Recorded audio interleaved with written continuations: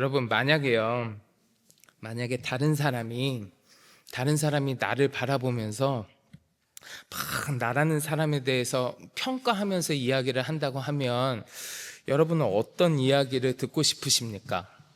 외모라든가 행동이라든가 여러 방면에서 나에 대한 이야기를 누군가가 했을 때에 이왕이면 좋은 이야기, 이왕이면 칭찬하는 이야기, 그런 것을 들었을 때 우리가 기분이 좋아질 거예요. 설령 맞는 말이라고 하더라도요, 막 단점을 지적하고 비판하는 소리라면 별로 그렇게 달갑지 않을 겁니다. 만약에요, 여러분이 주중에 저를 만났어요. 근데 여러분이 저를 바라보면서 아이고 목사님 며칠 사이에 얼굴이 환해지셨네요. 그러면 제가 기분이 좋을까요, 안 좋을까요? 당연히 좋지요. 근데 저를 딱 만났는데 아이고 목사님 지난 주일보다 한 2kg쯤 더 쪄 보이는데, 그러면 제가 기분이, 그게 설령 웬만하면 사실일 가능성이 높아요. 제가 나날이 잘 찌고 있어서. 그래도 사실이어도 오늘따라 날씬해 보이시네요. 그러면 기분이 괜시리 좋다고요.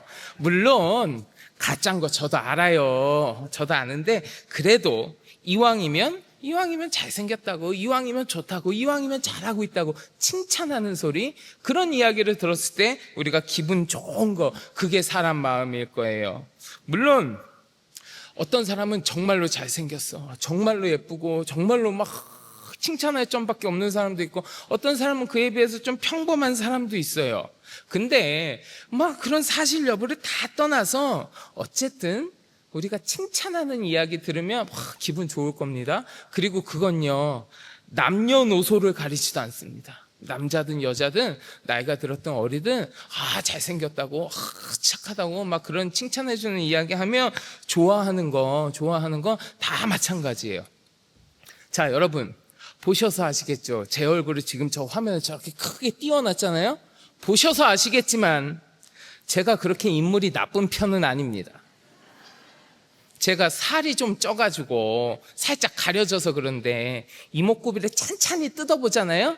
그럼 되게 나쁜 이목구비는 아니에요. 그냥 봐줄만은 해요. 아니에요?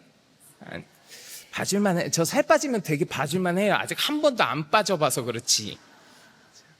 자, 근데 저희 아들 예완이가 저를 닮아가지고 좀 생겼어. 절 닮아서 좀 생겼어.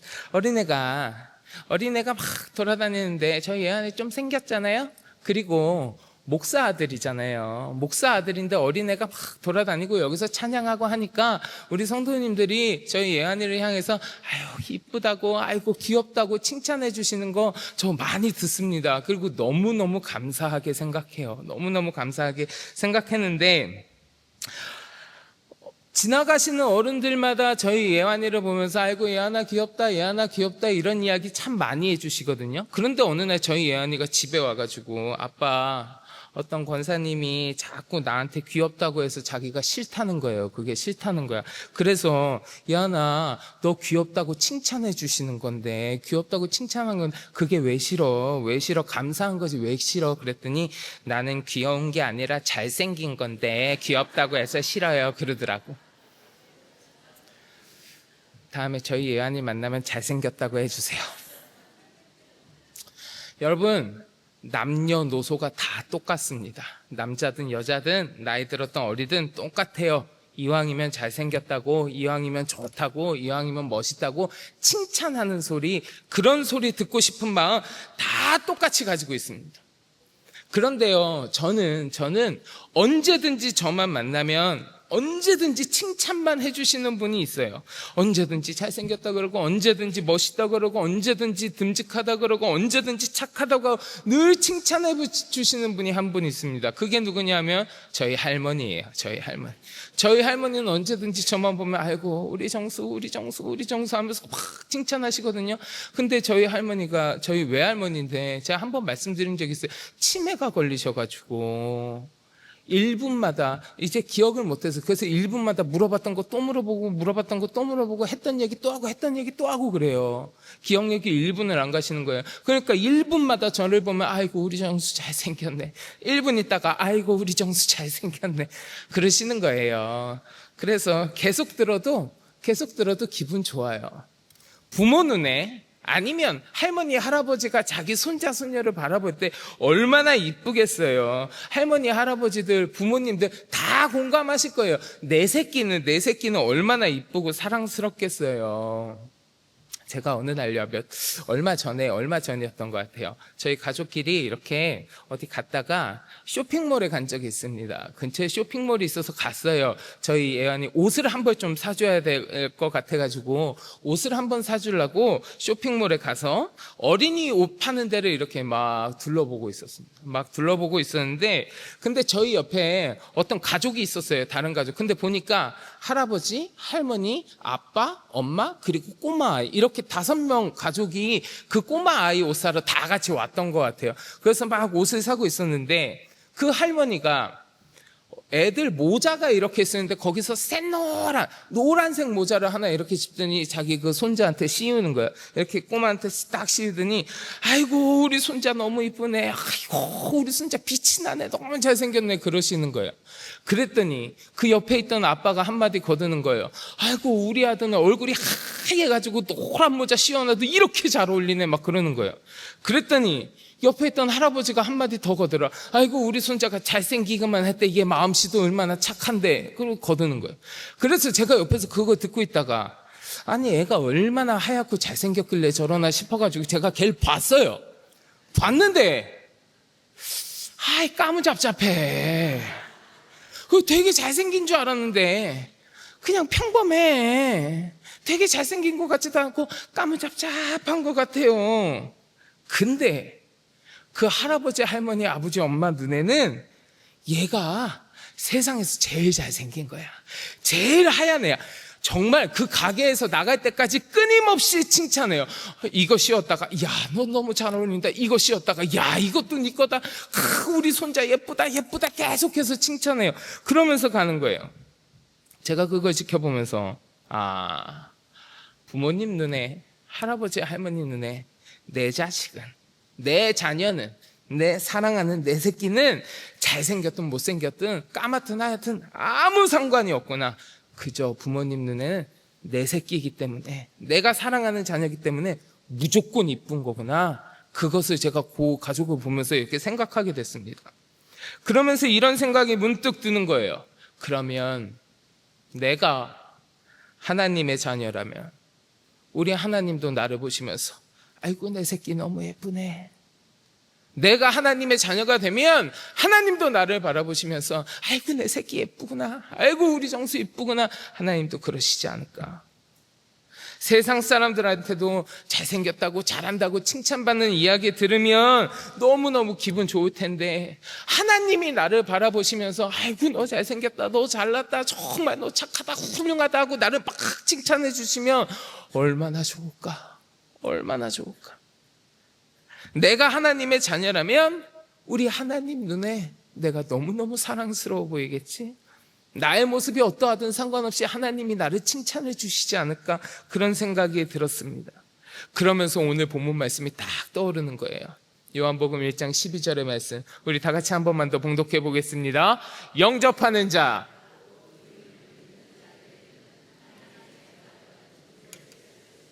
아멘.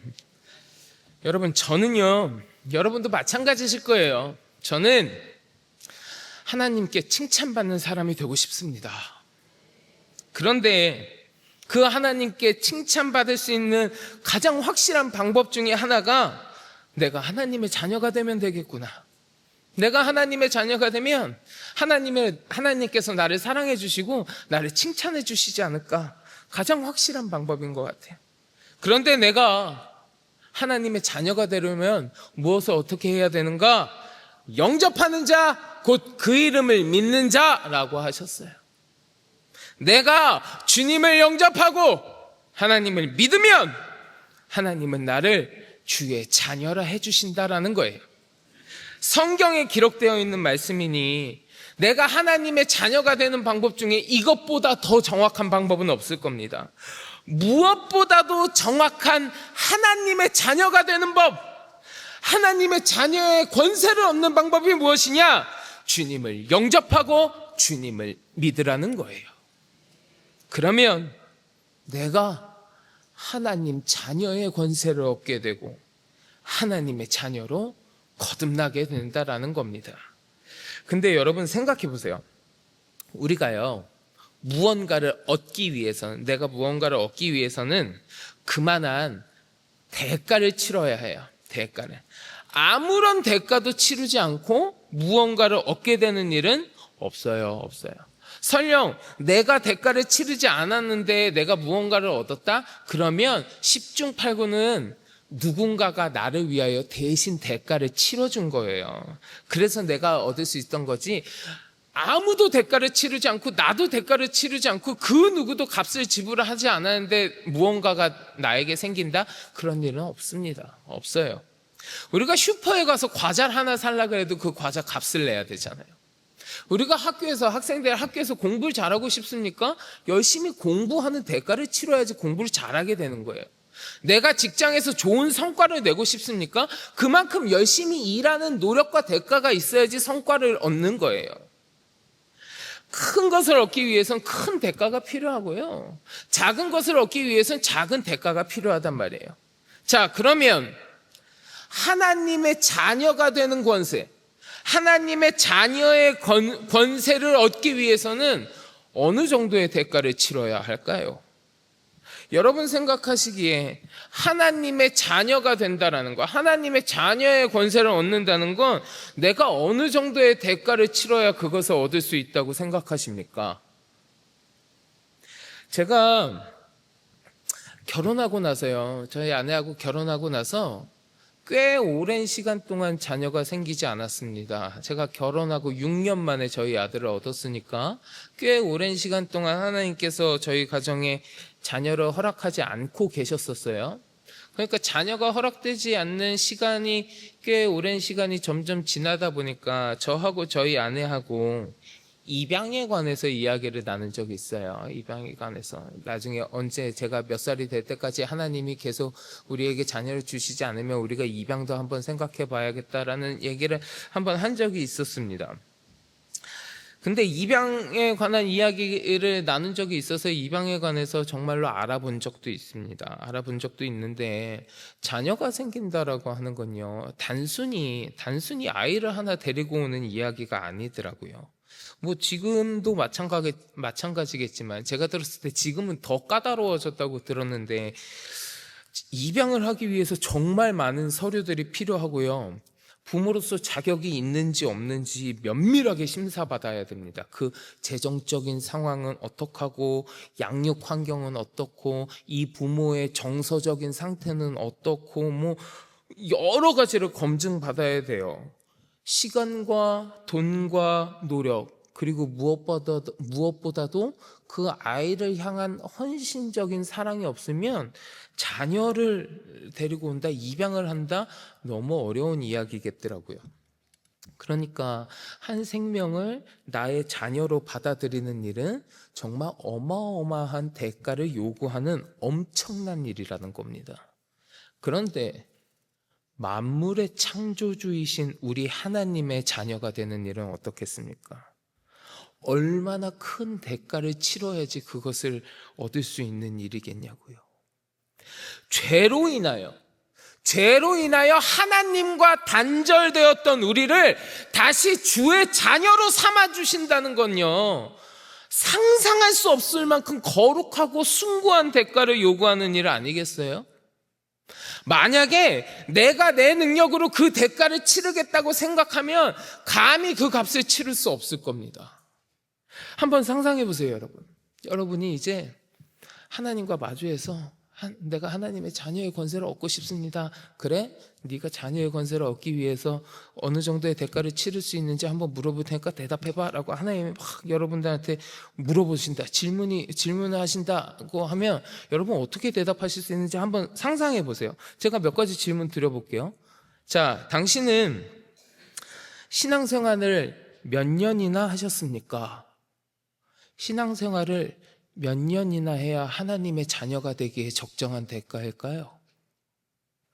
당신은 교회에서 봉사를 얼마나 하고 계십니까? 내가 봉사를 도대체 얼만큼 해야 하나님 자녀의 권세에 걸맞은 수준이 될까요? 당신은 헌금을 얼마나 하고 계십니까? 도대체 내가 얼마를 헌금해야 그 하나님 자녀가 되는 그 기준을 통과할 수 있을까요? 당신은 지금까지 몇 명 전도하셨습니까? 내가 몇 명을 전도해야 하나님의 자녀라고 자신 있게 이야기할 수 있겠습니까? 당신은 지금까지 성경을 몇 번이나 읽으셨습니까? 내가 성경을 몇 번이나 읽어야 자녀의 권세를 얻을 수 있다고 얘기할 수 있을까요? 한 가지만 더 여쭤볼까요? 당신은 하루에 몇 분이나 기도하고 계십니까? 내가 하루에 몇 분이나 기도해야 나는 하나님의 자녀라고 이야기할 수 있을까요? 이렇게 조건들을 하나하나 따져보잖아요. 그러면 하나님의 자녀가 된다는 그 어마어마한 일에 대한 대가를 다 치를 수 있는 사람은 아마 없을 겁니다. 아마 없을 거예요. 우리가 헌금하는 걸로, 우리가 노력하는 걸로, 우리가 선행하는 걸로 그런 것들을 가지고 하나님의 자녀가 되는 권세를 얻을 수 있는 것이라면 아마 우리 중에 하나님의 자녀가 될 수 있는 사람 아무도 없을 겁니다. 이 세상 누구도 그 대가를 감당할 수 없었을 겁니다. 왜요? 하나님의 자녀가 된다는 권세는 감히 말로 다 할 수 없는 어마어마한 일이거든요. 그런데 앞에서도 말씀드렸지만 내가 무언가를 얻기 위해서는 그 대가를 내가 치를 수도 있지만 나를 대신하여 남이 치러주는 것도 있어요. 누군가가 나를 대신하여 그 대가를 치러주면 내가 그것을 얻을 수 있어요. 하나님의 자녀가 되는 그 엄청난 은혜는 감히 내가 감당할 수 없는 어마어마한 대가를 요구하는 일일지는 모르겠지만, 그래서 내가 그것을 다 감당할 수는 없지만 만약에 누군가가 나를 위하여 그 대가를 치러준다면 그럼 나는 하나님의 자녀가 될 수 있거든요. 여러분, 성경 말씀 몇 군데만 봉독해 볼까요? 에베소서 1장 7절이요. 함께 봉독합니다. 우리는 그리스도 안에서 그의 은혜의 풍성함에 따라 그의 피로 말미암아 속량 곧 죄사함을 받았느니라. 아멘. 한 군데만 더 보겠습니다. 베드로전서 1장 18절에서 19절입니다. 너희가 알거니와 너희 조상이 물려준 헛된 행실에서 대속함을 받은 것은 은이나 금같이 없어질 것으로 된 것이 아니요 오직 흠없고 점없는 어린 양 같은 그리스도의 보배로운 피로 된 것이니라. 아멘. 마지막으로 한 군데만 더 봉독합니다. 요한일서 4장 10절 말씀입니다. 같이 봉독합니다. 사랑은 여기 있으니 우리가 하나님을 사랑한 것이 아니요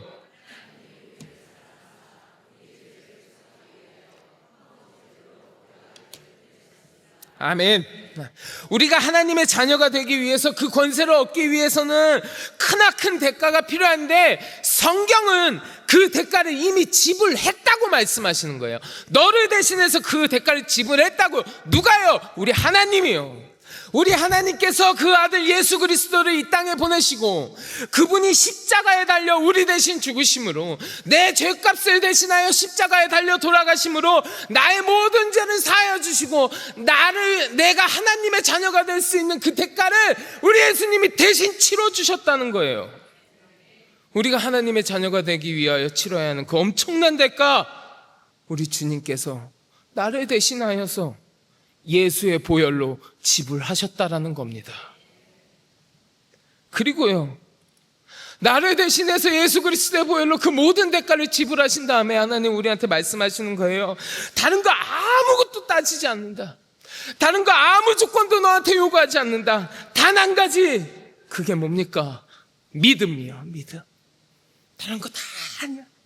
내가 다 지불했어. 그 대가 내가 다 지불했어. 너는 믿음으로 그것을 받으면 된단다. 그거 한 가지만 딱 이야기하시는 거예요. 오늘 보면 요한복음 1장 12절 우리 한 번만 더 같이 봉독해 보겠습니다. 영접하는 자, 곧 그 이름을 믿는 자들에게는 하나님의 자녀가 되는 권세를 주셨으니. 아멘. 아멘.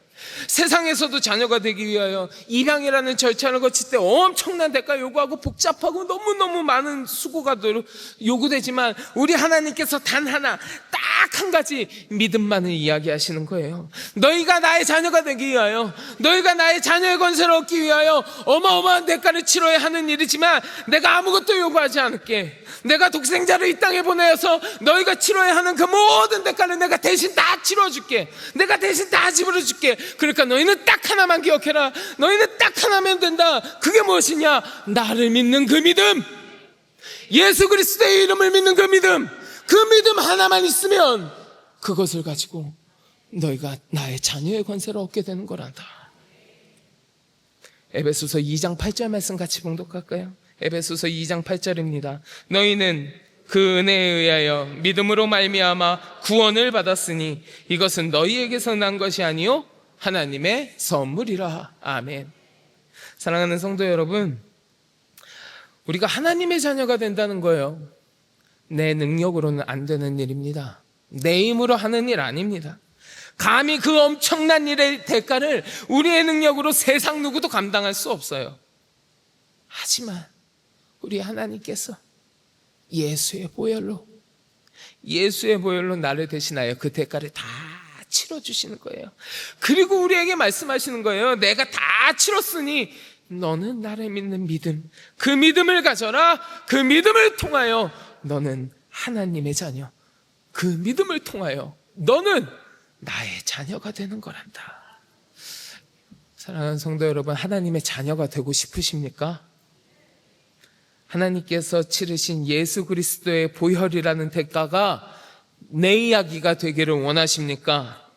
그러면 예수 그리스도를 믿으십시오.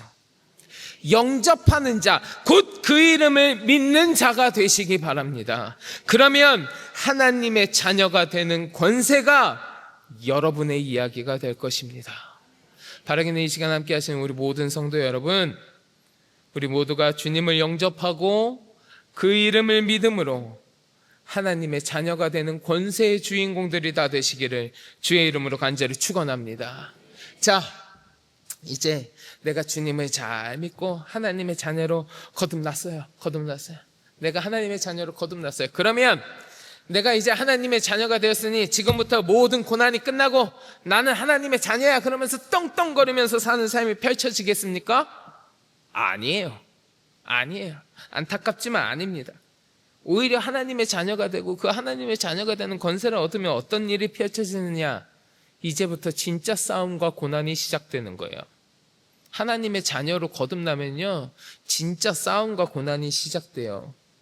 왜냐하면 하나님께서 우리에게 바라시는 것이 무엇이었어요? 딱 한 가지, 믿음이었잖아요. 근데 그 믿음을 지킨다는 거, 그 믿음의 길을 걸어간다는 것은 아주 좁고 험난한 여정이거든요. 그래서 하나님의 자녀로 거듭나고 난 다음부터 정말 진짜 싸움, 진짜 고난이 시작돼요. 가끔 어떤 사람들은요, 우리 주님께서 성경에 기록된 대로 하나님의 자녀가 되기 위하여 이것저것 따지지 않으시고 믿음만을 이야기하셨다고, 야, 그거 참 간단하네. 믿기만 하면 된다며. 막 내가 열심히 일해서 무슨 막 일확천금을 갖다 내야 되는 것도 아니고 믿기만 하면 된다네. 야, 그것처럼 간단하고 쉬운 게 어딨냐. 그러면 되지. 이렇게 생각하는 사람들도 있습니다.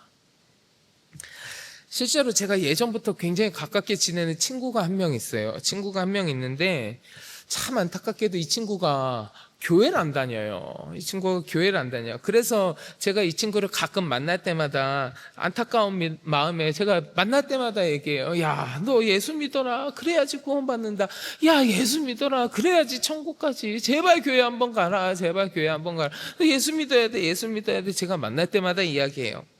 그러니까 제가 만날 때마다 그 이야기를 맨날 만날 때마다 하니까 이 친구가요, 이 친구 입장에서 또 똑같은 소리 하고 있구만. 임정수 또 똑같은 소리 한다 그러면서 한 귀로 듣고 한 귀로 흘려요. 그러더니 어느 날 제가 또 만나가지고요, 또 똑같은 소리 하는 거죠. 야, 너 교회 도대체 왜 안 가냐? 교회 한 번만 가라. 갈 데가 없으면 내가 소개시켜 줄게. 내가 아는 사람 만나게 해줄게. 교회 한 번만 가라.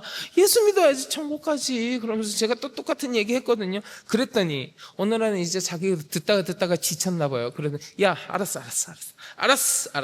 야, 내가 믿을게. 자, 나 예수 믿는다. 예수님 믿어요. 자, 믿는다. 됐지.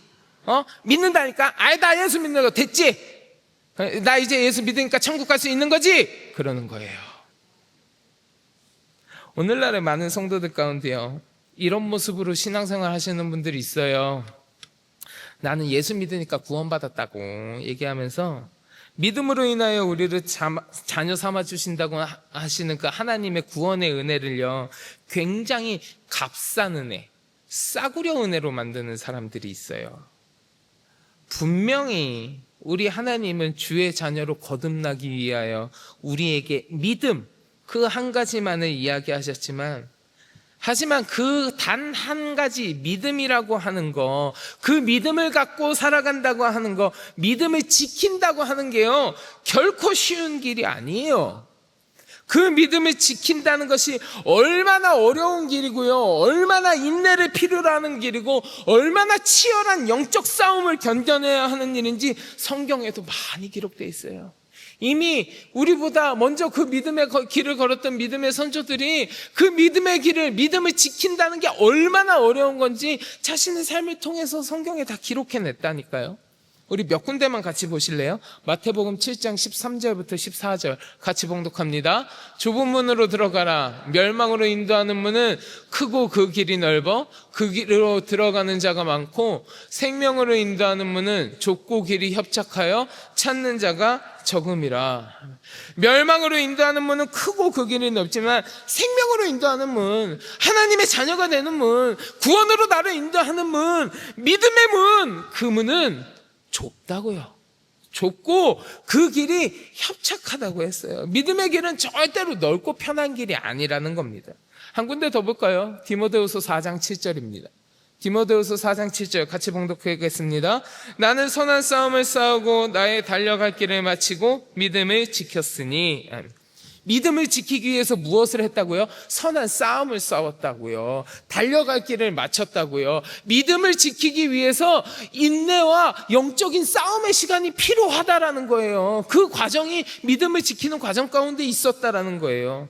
마지막으로 한 군데만 더 볼까요? 마태복음 16장 24절이에요. 같이 봉독합니다. 이에 예수께서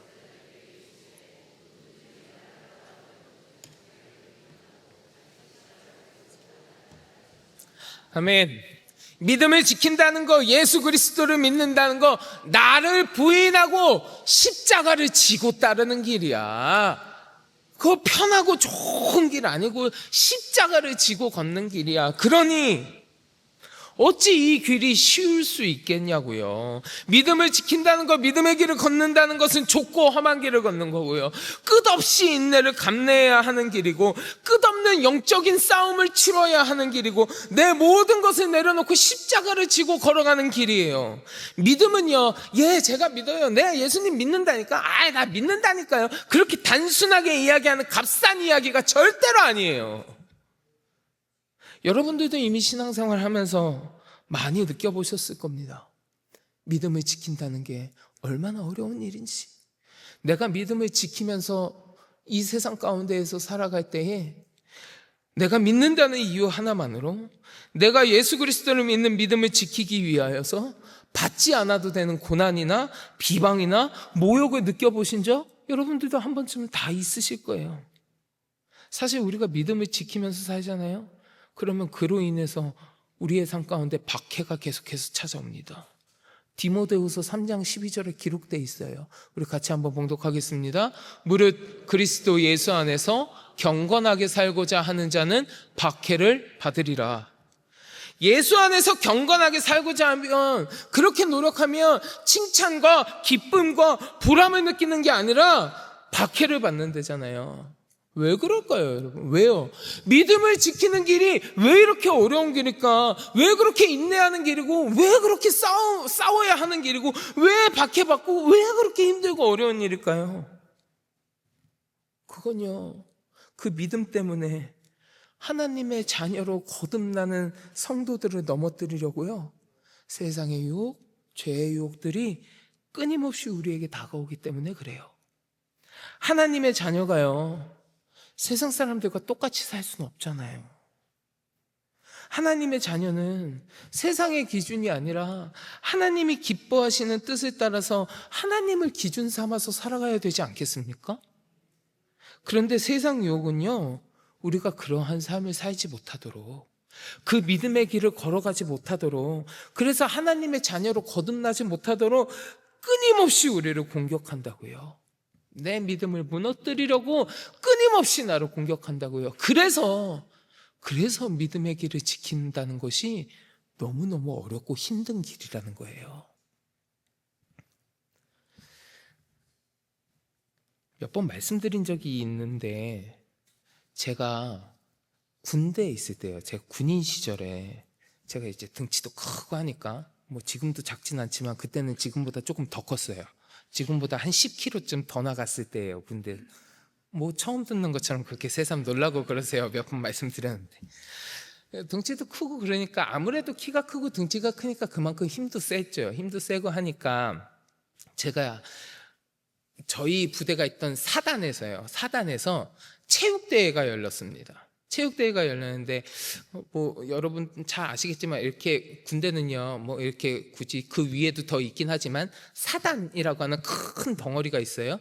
그러면 그 밑에 연대가 있고요, 그 밑에 대대, 중대, 소대, 뭐 이렇게 있어요. 그러니까 교회로 따지면 교회가 있고, 뭐 총여선교회, 일여선교회, 뭐 우리석회, 뭐 이런 식으로요. 자, 그런데 그 큰 사단에서 체육대회가 열렸는데, 저희 대대, 제가 속해 있는 대대에 줄다리기 선수로 뽑혔어요. 뭐 아무래도 등치가 크고 힘 좀 썼으니까 뭐 가서 하라고 했죠. 그래서 가서 체육대회 가서 열심히 줄다리기 대회에 참가했습니다. 막 하다 보니까 자꾸 이기는 거예요. 자꾸 이겨. 그래서 결국 어떻게 됐느냐, 1등을 했어요. 그 줄다리기 대회에서 우승을 했습니다. 그래서 우승을 해갖고 그 우승한 1등 성적표를 가지고 이제 부대로 돌아왔을 거 아니에요? 부대로 돌아오니까, 제가 대대 대표로 나갔으니까, 대대라고 하는 거기에 장은 대대장이에요. 대대장. 이 대대장님이 기분이 좋았나 봐요. 뭐 아무래도 우리 부대 애들이 가서 1등하고 왔으니까, 좋은 성적 거두고 왔으니까 기분이 뭐 나쁠 리 없죠. 기분이 좋았나요. 그래서 야, 오늘 기분이다. 그리고 회식을 시켜주시는 거예요. 막 고기 굽고, 뭐 근데 군인들 회식이라 그래도 별거 없어요. 못 먹는 거 먹여주면 그냥 좋다고 먹어. 회식이라고 하는데 삼겹살 굽고 옆에서 라면 끓여줬는데, 와, 끓인 라면이다 그러면서 막 이렇게 막 좋아하면서 가요. 막 회식 시켜준다고 해서 막 먹어요. 그렇게 막 좋아하면서 막 회식을 하고 있었는데, 갑자기 대대장님이, 야, 오늘 줄다리기 선수로 나갔던 애들 앞으로 다 나와봐 그러시는 거예요. 그래서 저도 선수였으니까 이제 나가서 이렇게 쭉 한 10명 정도 나갔었거든요. 10명이 대대장님 앞에 이렇게 쭉 섰어요. 너희 정말 잘했다고, 자랑스럽다고, 내가 너희한테 상을 줄게 그러면서 내 술 한 잔씩 받아라 그러고 술을 한 잔씩 주는 거예요. 막걸리를 이렇게 한 잔씩 따라주시는 거예요. 근데 장교들은 모르지만 그냥 일반 병사들은요, 술을 마실 수가 없거든요. 술이 없어요. 근데 20대 초반의 혈기왕성한 청년들이 한 번도 못 먹는 술을 갑자기 준다고 하면 얘들이 그냥 막 횟가닥 눈이 돌아요. 막 한 잔만 더 먹을 수 있을까요? 막 한 입만 더 주세요. 막 그러면서 막 애걸복걸해요. 그러니까 군대에서 병사들한테 대대장님이 따라주는 술 한 잔이다, 엄청난 포상이에요. 굉장히 큰 상이에요. 근데 나와서 술하고 쫙 서갖고 술 한 잔씩 따라주는 거예요. 그래서 저기서부터 한 잔씩 딱 따라서 딱 마셔. 감사합니다. 따라주고 딱 마셔. 감사합니다. 제 차례가 됐어요. 제가 이렇게 서 있는데, 자, 너도 한 잔 받아. 그랬는데 제가 이렇게 잔을 뺐습니다. 제가 이렇게 잔을 빼고요. 저는 교회 다녀서 술 안 마십니다. 그리고 술을 안 받았어요. 왜 그랬는지는 저도 잘 모르겠는데, 그때 그래도 제가 신학생이고 또 부대에서 군종병도 하고 있었고, 그래도 참 열심히 신앙생활, 뭐 지금도 열심히는 한다고는 하지만 참 열심히 신앙생활하고 노력하던 때고, 그래서 내가 예수 믿는 사람이 술을 마실 수 없지, 그래서 거절했습니다. 대대장님, 저는 교회 다녀서 술 안 마십니다 하고 술 안 마셨어요. 그리고 나서, 그래? 잠깐 멈칫하시더니, 그래, 넌 교회 다니니까 술 안 마셔야지. 그리고 넘어가고 다른 애들 줬어요. 그렇게 회식이 끝났습니다. 그리고 마무리가 되고 이제 막 그날이 지나고 막 이제 밤에 잠을 자기 전에 누웠는데 제 스스로 조금 뿌듯한 거예요. 내가 체육대회에 나가서 1등도 했지. 근데 그것보다 대제장님이 술을 주는데 내가 그걸 거절했어. 내가 신앙인으로서 내 믿음을 지켰어 하면서 내 스스로 마음에 좀 뿌듯한 마음이 드는 거예요. 그런 마음을 갖고 제가 자리에 누워있는데 이제 자려고 하는데 당직실에서 저를 부르는 겁니다. 저를 부르는 거예요. 그래서 갔죠. 다른 사람들 이제 다 자고 제가 당직실에 갔어요. 갔더니 다짜고짜 저한테 야 엎드려 그러는 거예요. 엎드리라고. 그래서 저는 영문도 모르고 거기 엎드렸는데 정말 오랫동안 엎드려 뻗쳐 기합을 받았어요. 제 기억에 1시간 넘게 했던 것 같아요. 그러니까 제가 막 거기서 기합을 받으면서 왜 기합을 받는지도 모르면서 땀범벅이 돼갖고 막 팔을 부들부들 떨면서 한참 동안 그렇게 기합을 받았습니다. 그리고 한참 후에 엎드려서 막 땀범벅이 돼 있던 저를 일어나라 그러더니 그 중대장이 저한테 이렇게 얘기합니다. 니까짓 게 뭔데 대대장님이 주는 술을 거절하냐? 여기서 너만 교회 다니냐? 대제장님도 집사님이야. 근데 넌 뭐가 특별하다고 너만 그 술을 거절하냐? 니까짓 게 뭔데? 대대장님이 얼마나 당황하셨겠냐? 내가 너를 지금 당장 영창에 보내고 싶은 마음이 가득해. 그러면서 밤새 타박하는데요. 내가 뭘 그렇게 잘못했나 싶기도 하고요. 몸이 힘드니까 마음도 뿌듯했던 마음이 싹 사라지고 같이 힘들더라고요. 마음도 힘들었어요. 만약에 내가 교회 다니지 않았으면, 그래서 그때 대대장님이 주는 그 술을 받아 마셨으면 아마 그날은 저한테 끝까지 기분 좋고 완벽한 날이었을 수도 있습니다.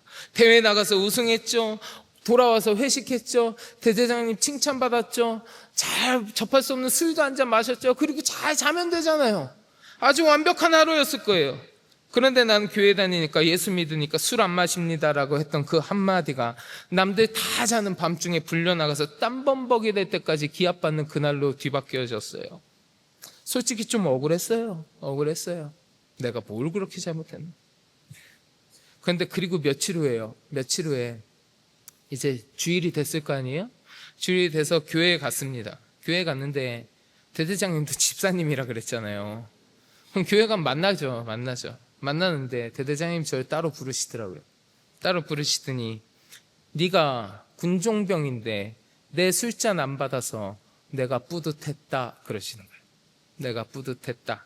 이제부터 부대에서 종교 행사 관련해서는 네가 하고 싶은 대로 다 해라. 내가 중대장한테 얘기해 놓을게. 그러시는 거예요.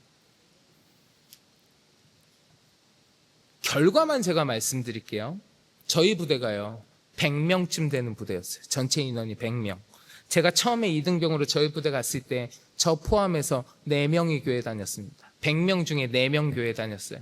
근데 시간이 지나고 그 일이 있고 얼마 더 지나고 분위기가 좀 바뀌고 나서 제가 군중병을 계속하고 제가 병장이 됐을 때 100명 중에 80명 교회 다녔습니다. 믿음을 지키는 건요 어려운 길이에요. 믿음을 지키는 것 때문에 고난받고 시험받고요 핍박받을 수 있습니다.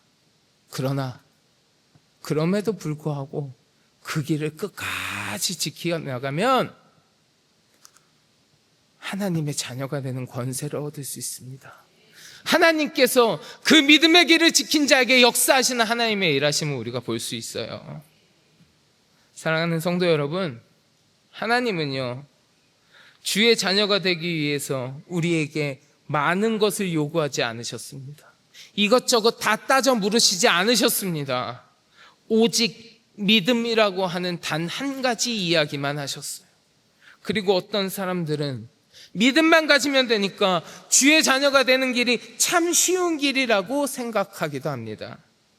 하지만 그 이면에는 뭐가 있습니까? 우리에게 이것저것 요구하지 않으시고 단 한 가지 믿음만을 얘기하시기 위하여 그 이면에는 나를 대신하여 엄청난 대가가 치러졌다라는 것을 우리는 꼭 기억해야 돼요. 우리 예수님은 십자가라고 하는 가장 험난한 길을 걸으셨습니다.